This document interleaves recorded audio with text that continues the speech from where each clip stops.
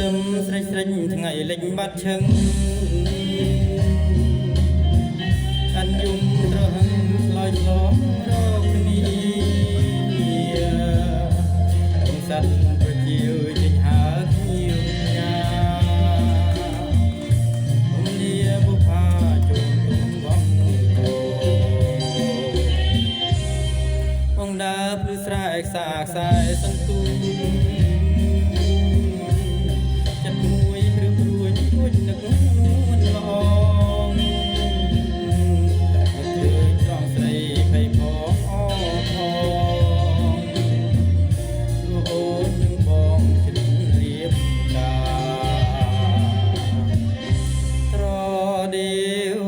យំជើងនំទៅទីបងដើមនេះមានទៅទាំងជីវ៉ាដៃមកខាងយួរត្រីដៃមកខាងកាន់កាញ៉ាកែប៉ុនថាជាសាស័យស្នេហ៍ហើយសែនសប្បាយរីករាយក្នុងចិត្ត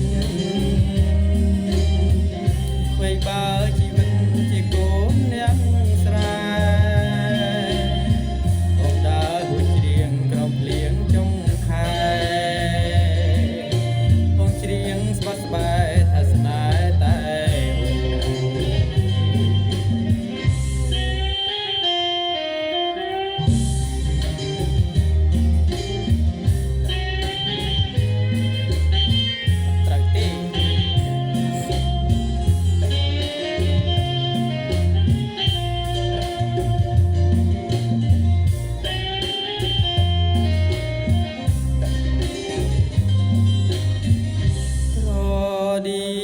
វិញ្ញំ